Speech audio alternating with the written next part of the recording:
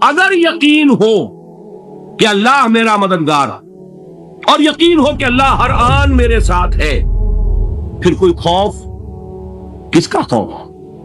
کوئی شے اللہ سے بالا تر ہے؟ یہی بات ہے جو حضور نے فرمائی، یہ ایمان کا حاصل ہے لب لباب۔ دیکھو اچھی طرح اس بات کو ذہن نشین کر لو، اگر تمام انسان مل کر تمہیں کوئی نقصان پہنچانا چاہے نہیں پہنچا سکتے، مگر جو کچھ اللہ نے لکھ دیا ہو، اور تمام انسان مل کر تمہیں کوئی نفع پہنچانا چاہے نہیں پہنچا سکتے، مگر وہ شے جو اللہ نے طے کر دی۔ ڈاکٹر اسرار احمد صاحب کے بیانات کے لیے ہمارے چینل گلوونگ وے کو سبسکرائب کریں۔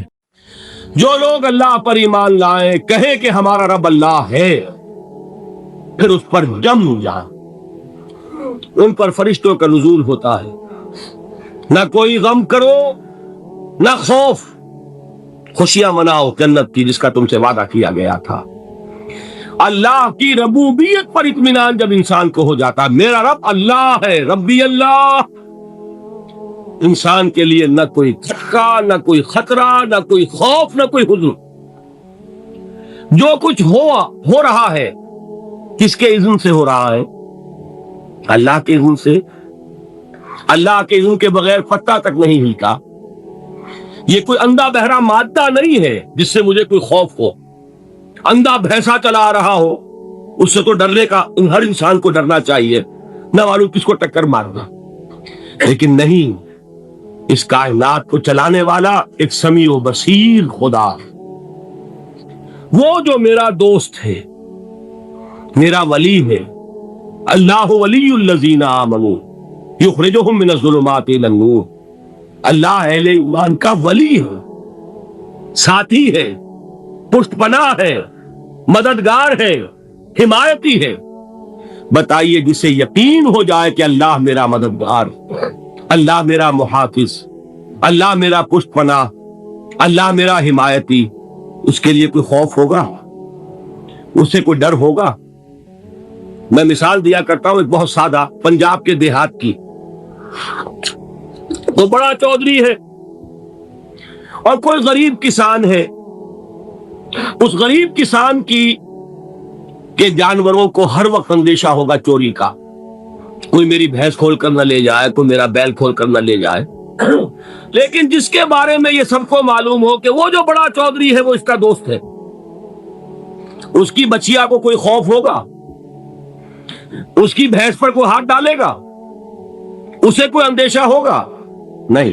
کیوں؟ کہ وہ بڑا چودھری، بڑا اس کا یہاں کا سردار، جاگیردار، سب کو معلوم ہے وہ میرا دوست ہے، کوئی میرے خلاف اقدام نہیں کر سکتا۔ اس دنیا میں یہ چھوٹی سی بات اگر آپ کے دلی اطمینان اور سکون کا باعث بن سکتی ہے تو ذرا تصور کیجئے۔ میں لفظ تصور استعمال کروں گا صرف اس لیے کہ اس کا ہم جس کو کہتے ہیں ادراک اور شعور کر نہیں سکتے، اگر کے ساتھ کر سکتے۔ اگر یقین ہو کہ اللہ میرا مددگار اور یقین ہو کہ اللہ ہر آن میرے ساتھ ہے، پھر کوئی خوف، کس کا خوف؟ کوئی شے اللہ سے بالا تر ہے؟ کوئی قوت اس سے زیادہ طاقتور ہے؟ کوئی اس کے ارادے کو بدلنے والا ہے؟ کوئی اس کی مشیت کے آڑے آنے والا ہے؟ یہی بات ہے جو حضور نے فرمائی، یہ ایمان کا حاصل ہے لب لباب۔ دیکھو اچھی طرح اس بات کو ذہن نشین کر لو، اگر تمام انسان مل کر تمہیں کوئی نقصان پہنچانا چاہے نہیں پہنچا سکتے، مگر جو کچھ اللہ نے لکھ دیا ہو، اور تمام انسان مل کر تمہیں کوئی نفع پہنچانا چاہے نہیں پہنچا سکتے، مگر وہ شے جو اللہ نے طے کر دی ہے۔ آپ پھر میں کہوں گا ذرا طاری کیجئے، اسے فرض کیجئے، اسے سوچئے۔ اگر اس حدیث پر ہمارا دل ٹھکا ہوا ہو تو کسی سے ڈر ہوگا؟ یہ مجھے نقصان نہ پہنچا دے، یہ میری رپورٹ خراب نہ کر دے، یہ میری انکریمنٹ نہ رکوا دے، یہ میرا یہ نہ بگاڑ دے، یہ میرے یہ نقصان نہ پہنچا دے۔ اس کا ڈر، اس کا ڈر، اس کا خوف، اس کی خوشامد، اس کے لیے جا کر طرح طرح سے اپنی عزت نفس کو ذلیل کروانا اس کے سامنے، یہ سب کچھ کیوں کرتا ہے انسان؟ جب سمجھتا ہے کہ اس کے ہاتھ میں میرا کوئی نفع ہے، اس کے ہاتھ میں میرے لیے کوئی ضرر ہے، یہ مجھے کوئی گزن پہنچا سکتا ہے، یہ مجھے کوئی نقصان پہنچا سکتا ہے، یہ میرا کوئی کام بنا سکتا ہے، یہ میری کوئی ضرورت پوری کر سکتا ہے، اسی کا نام شرک ہے۔ جہاں آپ نے یہ سمجھا کہ غیر اللہ کے اندر کوئی طاقت موجود ہے، وہی شرک ہے۔ بتوں سے تجھ کو امیدیں، خدا سے نو امیدی، مجھے بتا تو صحیح اور کافری کیا ہے؟ شرک تو یہ ہے۔ جس پر بھی تمہیں یہ خیال ہے، کلمہ ہے یہ کلمہ سوم، لا حول ولا قوت الا باللہ، ذرا اس پر دل کو کبھی اگر آپ تصور کریں، پھر فرض کریں، دل ٹھک جائے اس پر، کوئی طاقت نہیں۔ یہی بات تھی جو شیخ عبد القادر جیلانی رحمت اللہ علیہ نے اپنی وصیت میں اپنے بچے سے کہی۔ 11ویں دینے والے ہیں، لیکن حضرت شیخ عبد القادر جیلانی کی وصیت اور تعلیمات کو کتنے لوگ ہیں تم جانتے ہو؟ یہ جن مقامات تک پہنچے ہیں وہ کس چیز کی بدولت پہنچے؟ انہوں نے جو پیغام دیا وہ کیا تھا؟ اے میرے بچے، جس طریقے سے قرآن مجید میں حضرت لقمان کی نصیحتیں جو ہے نقل کر دی گئی ہیں، میں یہ عرض کروں گا بالفرض اگر قرآن حضرت عبد القادر جیلانی کے بعد نازل ہوا ہوتا تو شیخ عبد القادر کی یہ نصیحتیں بھی قرآن میں درج ہوتی۔ اتنی اونچی نصیحتیں ہیں۔ اے میرے بچے، اس حقیقت کو ذہن نشین کر لے، لا فاعل فی الحقیقت ولا مؤثر الا اللہ۔ اس کائنات میں نہ کوئی فاعل حقیقی ہے نہ مؤثر حقیقی ہے سوائے اللہ۔ کسی شے میں کوئی تاثیر نہیں اگر اللہ نہ چاہے، آگ جلا نہیں سکتی اگر اللہ نہ چاہے، پانی ڈبو نہیں سکتا اگر اللہ نہ چاہے، زہر ہلاک نہیں کر سکتا اگر اللہ نہ چاہے، کوئی چیز فائدہ نہیں پہنچا سکتی اگر اللہ نہ چاہے۔ تو در در پہ کیوں سر جھکاتے ہو؟ در در پر کیوں جبیں سائی کرتے ہو؟ سب کے سامنے کیوں ہاتھ پھیلاتے ہو؟ ایک اللہ سے مانگو، ایک اللہ کے سامنے جبین پر اپنی جبین رکھو۔ لا فاعل فی الحقیقت ولا مؤثر الا اللہ۔ نظر آتا ہے ہمیں کہ پانی پیاس بجھا دیتا ہے، پیاس بجھانے کی صلاحیت پانی میں نہیں ہے، اللہ کے اذن سے۔ کھانا بھوک مٹا دیتا ہے، بھوک مٹانے کی صلاحیت کھانے میں نہیں ہے، اذن رب میں ہے۔ دیکھیے یہی یقین تھا حضرت موسیٰ علیہ السلام کا واقعہ یاد کیجئے۔ سامنے سمندر آ گیا، قوم دیکھتی ہے پیچھے کہ گرد و غبار کا طوفان، معلوم ہوا کہ فرعون اپنے لشکر سمیت آ گیا۔ لشکر جب چلتا تھا تیز رفتاری کے ساتھ تو گرد و غبار کا جو طوفان اٹھتا تھا اس کا تصور کیجیے، اور لمحہ بلمحہ وہ قریب آ رہا۔ پوری قوم نے کیا کہا؟ اے موسیٰ انا لمدرکون، اے موسیٰ ہم کو پکڑے گئے۔ قرآن مجید میں تو یہاں وہ باتیں نہیں لکھی ہیں، لیکن تورات میں یہ درج ہے کہ بنی اسرائیل جھگڑنے لگے، دست و گریبان ہو گئے موسیٰ کے ساتھ۔ موسیٰ ہمیں یہاں مروایا لا کر، اس سے تو ہم ہی بہتر تھے، وہاں کھانے کو ملتا تھا، زندگی تو تھی، بیگار ہم کر رہے تھے، موت تو نہیں تھی۔ اب جو کچھ ہوگا اس کا تصور کرو، جس طریقے سے ہمارے ٹکڑے اڑائے جائیں گے۔ تو لڑ رہے ہیں حضرت موسیٰ علیہ السلام سے۔ یہ تورات کی تفصیل ہے۔ قرآن میں صرف اتنا آیا ہے، پریشان ہو کر انہوں نے کہا انا لمدرکون، موسیٰ ہم کو پکڑے گئے۔ اس وقت موسیٰ کا جواب کیا ہے؟ کلا ان معی ربی سیہدین، نہیں، میرے ساتھ میرا رب ہے، وہ راستہ دے گا۔ بتائیے کہاں راستہ نظر آ رہا ہے؟ یہ ہے ایمان بالغیب۔ راستہ نظر نہ آئے تب اللہ پر یقین ایمان ہے۔ جیب میں پیسے ہوں اور تب دل کو اطمینان ہے تو ایمان کس پر ہوا؟ پیسے پر، اللہ پر نہیں۔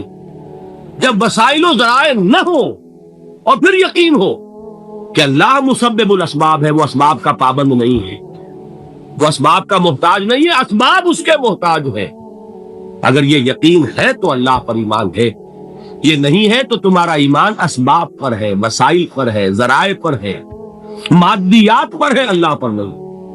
اس وقت کہاں راستہ تھا؟ تو راستہ تھا سمندر ہے اور ادھر سے لشکر آ گیا ہے۔ کلا ان معی ربی سیہدین، اب دیکھیے ایمان کہہ دینا آسان ہے، ہوا معکم اینما کنتم، جہاں کہیں بھی تم ہوتے ہو اللہ تمہارے ساتھ ہوتا ہے، لیکن اس کا یقین قائم ہو جائے تو زمین و آسمان کا فرق واقع ہو جائے۔ یہی بات ہوئی حضور کے ساتھ۔ غار ہے، چھپے ہوئے ہیں محمد رسول اللہ اور آپ کے وہ یار غار ابو بکر صدیق رضی اللہ تعالی عنہ۔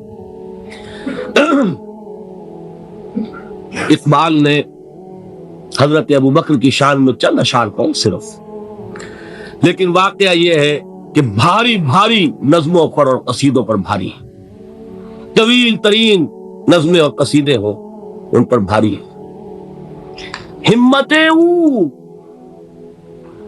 ابو بکر کی ہمت جو ہے، کشت ملت را چو اب، جیسے بارش سے کھیتی اپجتی ہے، ابو بکر کی ہمت اور عزیمت اس امت کو اسی طرح سینچنے والی ہے۔ ثانیے اسلام و غار و بدر و قب، وہ دوسرے تھے اسلام میں، دوسرے پہلے کون تھے؟ انا اول المومنین، حضور فرماتے سب سے پہلا ایمان لانے والا میں، دوسرے ابو بکر۔ ویسے ہمارے ہاں یہ چلتا ہے اختلاف، حضرت علی پہلے ہیں کہ حضرت ابو بکر پہلے ہیں، لیکن اس میں بڑی خوبصورت تطبیق قائم کی ہے علماء نے اور بہت صحیح ہے۔ چار کے بارے میں فیصلہ ہی مت کرو کہ کون پہلے، ان کی ایک عجیب تقسیم کر دی ہے۔ آزاد مردوں میں، بالغ مردوں میں سب سے پہلے ابو بکر، بچوں میں سب سے پہلے علی، خواتین میں سب سے پہلے خدیجہ، اور غلاموں میں سب سے پہلے زید بن حارثہ۔ بڑی پیاری تقسیم ہے، یہ چاروں ہی پہلے ہیں، ہر ایک کے لیے اولیت ہے۔ اور واقعہ یہ ہے کہ اگر زمانی اعتبار سے تعین ہوگا تو پہلے خدیجۃ الکبریٰ آئیں گی رضی اللہ تعالی عنہ، کسی اور سے بات کرنے کی نوبت بعد میں آ سکتی ہے، پہلے تو اہلیہ محترمہ سے بات ہوئی، آتے ہی پہلی وحی ہوئی ہے، ابھی تبلیغ کا حکم نہیں تھا، کس کو بتایا واقعہ؟ ابھی اپنی نبوت کی تبلیغ کا تو حکم ہی نہیں آیا، واقعہ کس کا ہے؟ تو خدیجہ کا ہے۔ جب کہا ہے کہ خشیت علی نفسی، مجھے اپنی جان کا اندیشہ ہے، تو کیا جواب دیا خدیجہ نے رضی اللہ تعالی عنہا؟ وہ صدیقۃ الکبریٰ ہے، صدیقات جو ہے خواتین ان میں چوٹی پر خدیجۃ الکبریٰ ہے رضی اللہ تعالی عنہ، اور صدیق جو مرد ہیں ان میں صدیق اکبر ہے ابو بکر صدیق رضی اللہ تعالی عنہ، لیکن صدیقات میں چوٹی۔ جب حضور نے فرمایا خشیت علی نفسی، کیا فرمایا، کیا عرض کیا، کیسے تسلی دی؟ نہیں اللہ آپ کو ضائع نہیں کرے گا، آپ غریبوں کے ہمدرد ہیں، آپ مساکین کے تکالیف رفع کرنے والے ہیں، آپ بیواؤں کی سرپرستی کرتے ہیں، آپ مسافروں کی خدمت کرتے ہیں، اللہ آپ کو ضائع نہیں کرے، یہ یقین ہے اس خاتون کے اندر۔ خیر وہ ایک علیحدہ بات ہو جائے گی۔ میرے دل پر حضرت خدیجہ رضی اللہ تعالیٰ عنہ کی شخصیت کا بڑا گہرا نقش، جو وہ کوئی اور ہی وقت اور موقع ہوا تو بیان ہوگا۔ بہرحال اقبال نے ایک مصرے میں جو چار اولیتیں جمع کر دی ہیں، ہمتیں کشت امت را چو ابر، ثانی اسلام و غار و بدر و قبر۔ اسلام میں حضور کے بعد پہلے کون؟ ابو بکر۔ غار میں حضور کے ساتھ کون؟ ابو بکر۔ بدر کی رات اللہ کا رسول کرب سجود، وہ جھاڑ، وہ گھاس پھوس کی جو جھوپڑی بنائی گئی تھی، اور وہاں تلوار ننگی لے کر پہرا دینے والا کون؟ ابو بکر۔ اور اس حجرہ عائشہ میں محمد کے بعد سب سے پہلے دفن ہونے والا کون؟ ابو بکر رضی اللہ تعالی عنہ صلی اللہ علیہ وسلم۔ وہ جو معاملہ میں سنا رہا تھا غار ثور کا، حضرت ابو بکر بھی حضور کے خیال سے لرز گئے ہیں۔ آپ کو یاد ہوگا کہ جا کر پہلے تمام جتنے سوراخ تھے انہیں بند کیا، ایک سوراخ رہ گیا تھا جس کو بند کرنے کے لیے کوئی کپڑا نہیں تھا، وہاں اپنی ایڑی رکھی ہے، تب کہا ہے حضور سے تشریف لائیے، اور اپنے زانو پر حضور کو لٹایا ہے، اور وہاں کسی موذی جانور نے کاٹا ہے، حضور کی آنکھ لگ گئی تھی. اس وقت اس بل کے اندر جو بھی بچھو ہے کیا ہے واللہ عالم اس نے کاٹا ہے. اس کی تکلیف کی وجہ سے ابو بکر کی آنکھوں سے آنسو ٹپک گئے. حضور کے چہرے مبارک پر پڑے ہیں تو حضور جاگے ہیں معاملہ کیا ہے. ایڑی نہیں ہٹائی وہاں سے، مبادا وہ جانور وہاں سے نکل کر محمد الرسول اللہ کو کوئی گردن پہنچا دے. ابو بکر کی ایڑی ہے، جس طرح چاہے کھا لے، ختم کر دے، جان نکل جائے تب کوئی آنچ آئے محمد پر تو آئے، لیکن جیتے جی نہیں. وہ ہے ابو بکر. حضور کے خیال سے اس وقت حضور نے پھر اپنا لعاب دہن لگایا ہے اور اس سے پھر آپ کی تکلیف ختم ہوئی. جیسے خیبر میں حضرت علی کی آنکھ دکھ رہی تھی، اس کو جو شفا حاصل ہوئی ہے وہ بھی حضور کے لعاب دہن سے ہوئی. بہرحال اس وقت انہوں نے کہا ہے کہ اے نبی یا رسول اللہ، اگر اس وقت ان میں سے کسی نے غیر ارادی طور پر بھی اپنے قدموں کی طرف جھانک لیا تو پکڑے جائے. کیا جواب تھا اللہ کے رسول کا؟ لا تحزن ان اللہ معنا. اللہ ہمارے ساتھ ہے، کیوں گھبراتے ہو ابو بکر؟ یہ ہے ایمان باللہ. میرا مالک اللہ، میرا رازق اللہ، میرا محافظ اللہ، میرا مددگار اللہ، میرا پشت پناہ اللہ، میرا دوست اللہ. یہ دوستی ہے اللہ کی جو لب لباب ہے، حاصل ہے ایمان کا. اسی کا نام ولایت ہے. اولیاء اللہ کے سروں پر سینگ نہیں ہوتے. جس کے دل میں ایمان راسخ ہو چکا ہو وہی اللہ کا ولی ہے. جسے اللہ پر یقین ہو چکا ہے وہی اللہ کا ولی ہے. جسے یقین ہے اللہ میرے ساتھ ہے، میرا مددگار، میرا پشت پناہ، میرا ساتھی، میرا دوست، میرا محبوب، میرا محب. اللہ اہل ایمان سے محبت کرتا ہے. واللہ یحب الصادقین. ان اللہ یحب الذین یقاتلون فی سبیلہ صفا کانہم بنیان مرصوص. اللہ محبت کرنے والا، اہل ایمان محبوب، اور اہل ایمان محبت کرنے والے اللہ محبوب. والذین آمنوا اشد حبا للہ. آپ تصور کیجئے جسے یہ رشتہ ایمان یا رشتہ ولایت حاصل ہو جائے، الا ان اولیاء اللہ لا خوف علیہم ولا هم یحزنون. آگاہ ہو جاؤ، اللہ کے دوستوں کے لیے نہ کوئی خوف ہے نہ کوئی حزن ہے.